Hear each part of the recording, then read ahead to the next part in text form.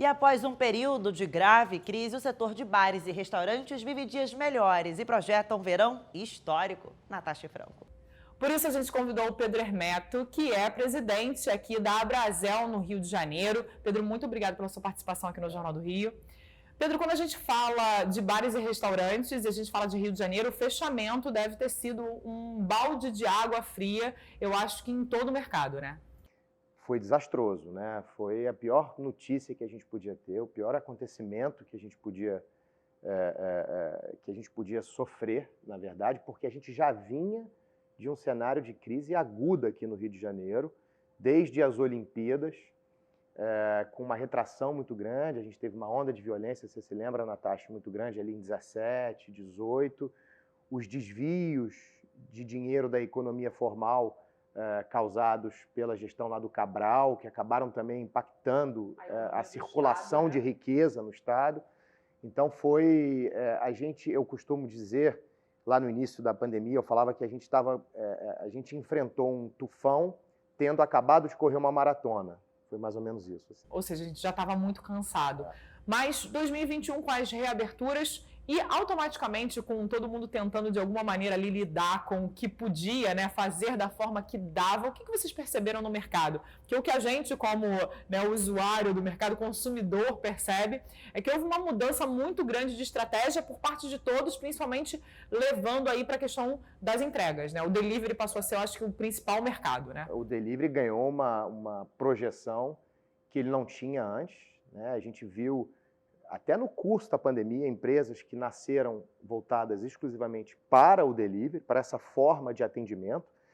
A digitalização foi um processo que foi acelerado, ela vinha acontecendo de maneira mais orgânica e lenta, e aí a gente viu agora que houve um impulsionamento e uma aceleração gigantescos disso que era uma tendência. Automaticamente isso influencia em todos os setores dentro do restaurante, né? Não é só aquela questão do que a gente está ali, vê o QR Code e vai no cardápio. Eu acho que é uma tecnologia de uma maneira geral, né? Você tem diversos serviços hoje que são prestados. No início da pandemia, a Abrazel foi procurada e, assim, sem exagero, a gente tinha umas 10 solicitações por semana que chegavam a nós de plataformas digitais querendo vender os serviços. E você tem coisas assim, compra coletiva, que é muito interessante, que você poder, em vez de comprar para um estabelecimento só, você junta ali 10, 50, 100 estabelecimentos e faz uma compra em condições comerciais muito mais vantajosas. Tem o desafio da logística da entrega, mas, enfim,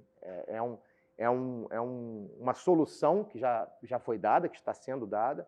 Você tem organização de reserva, de fila, de espera em restaurante, os diferentes mecanismos de cashback, né? É tudo feito... Faz com que o consumidor volte, vá tentar fazer. Que o consumidor volte. E o objetivo principal, além do delivery, é claro, da entrega, o objetivo principal disso tudo, Natasha, de resto, o que as grandes plataformas de entrega fazem, entender o seu hábito de consumo. Né? O que você gosta? O que o cidadão médio carioca que reside num determinado bairro, quais são as tendências de consumo, e aí, entendendo essas características de consumo, eles conseguem ofertar os produtos de maneira mais eficiente. E aí o mercado prospera, porque você abre aquilo que a pessoa realmente vai comprar, e não algo que você vai fazer um teste, porque você não tem ideia de como é que aquilo vai funcionar naquele mercado, né? São tiros mais certos, né? E com isso houve abertura de mais empresas, mais bares e restaurantes? Como é que foi esse mercado a partir de 2021 da retomada? A gente tem uma situação bastante dramática com o início da pandemia. Primeiro, você teve um desemprego gigantesco. Eu, no meu estabelecimento, tive que abrir mão de metade do que eu tinha de mão de obra ali, numa tacada só, e era bastante gente, e não houve maneira de não ser assim, mesmo nos valendo do benefício emergencial que foi aprovado pelo governo federal, aliás, com a ajuda preponderante da Abrazel. Isso foi um trabalho da nossa Abrazel Nacional que foi super eficiente, e que, de resto, eu tenho que falar isso porque isso foi um feito nobre, eu acho, da Abrazel, porque nós não nos limitamos a circunscrever o benefício apenas aos nossos associados ou ao setor de bar e restaurante. Mas lá nas reuniões com o governo federal, e isso com o ministro Guedes e com o presidente Bolsonaro, o que se falou foi o seguinte: olha, a gente precisa fazer isso para a economia como um todo. Mas voltando, não houve forma de a gente sobreviver sem, infelizmente, dispensar mão de obra. Então, você teve um desemprego muito alto, uma escalada muito grande no nosso setor, que é o maior empregador, diga-se de passagem também. Então, o impacto é muito grande. E aí você teve, no Rio de Janeiro, a gente tem um número aí de 30% a 35% do total de estabelecimentos que sucumbiu de maneira definitiva, né? Essa é uma conta, ela não é muito simples de fazer e eu te explico por quê.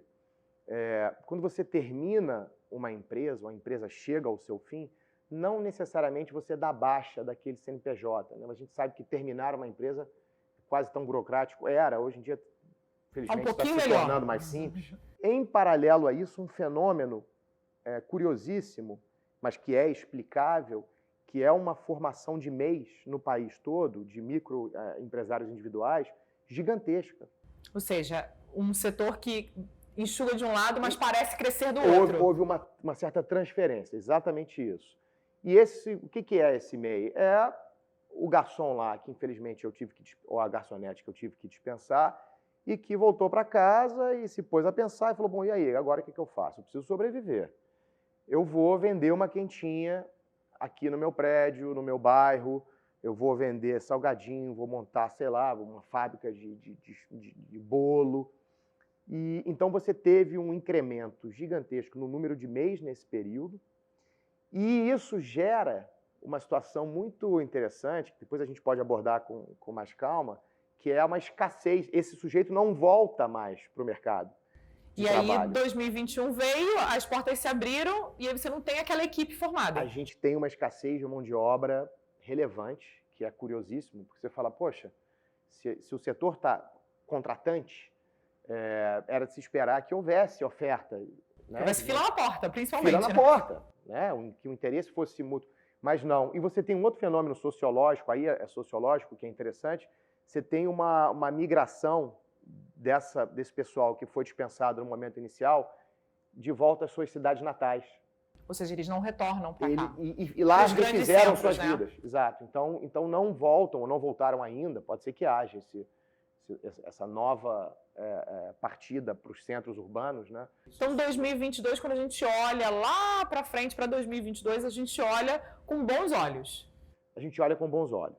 A gente acha que haverá um consumo quase que exacerbado, quase que como se as pessoas estivessem contidas em suas casas há muito tempo. Que, aliás, estivemos todos. E aí você, quando se permite, quando você vê que a luz está verde, que o sinal abriu, você quer ir a 100 por hora. Tem um pouco isso. Então, espera-se um verão histórico aqui no país, e no Rio de Janeiro em específico, com esse ímpeto de consumo maior. A gente tem, se a gente falar um pouco de tendência, a digitalização, essa é absolutamente inexorável, ela veio para ficar e a gente vai ter que aprender a incorporá-la às nossas atividades, e eu sei que a gente tem 90% dos empresários do setor são microempresários ou pequenos empresários, então às vezes é difícil, alguém está me ouvindo e fala, poxa, como é que eu vou investir nisso, né? Eu não consigo nem pagar meu boleto agora. Eu tenho que ter uma pessoa, eu vou contratar alguém para operar isso, mas alguma solução haverá de ser dada. As associações de classe, vou fazer uma propagandazinha aqui, estão aí para isso. A gente provê esse tipo de serviço, por exemplo, na Abrazel, para associado ou não. É uma funcionalidade que nós temos e que pode ser utilizada por todo mundo como uma ferramenta. A gente deseja que isso seja visto como uma ferramenta. E como você tem ainda uma geração de caixa, uma retração financeira ainda prevalente, os ativos, de maneira geral, ficaram baratos. E aí, aos olhos do investidor, e aí investidor profissional, digamos assim, aquele que tem uma gestão financeira profissional, muitos egressos do setor do mercado financeiro, etc., esses bens ficaram mais sedutores, porque é sabido que, quando bem geridos, eles são bons geradores de caixa, fluxo de caixa é contínuo. Muitos representam marcas conhecidas, com fundo de comércio estabelecido. E, além do mais, é legal, né? É cool, assim, você ser dono de um restaurante legal e etc. Então, você tem uma tendência mercadológica que já se nota com mais volume em São Paulo, por exemplo, de formação de grandes conglomerados.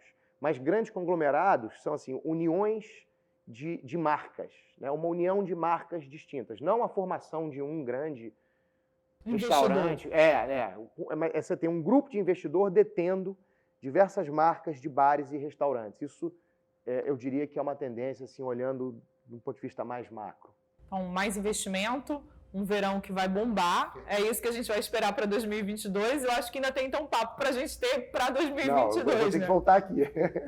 Pedro, eu queria agradecer muito a sua participação aqui no Jornal do Rio. Foi um prazer. Muito obrigado aí pelo espaço e pela oportunidade.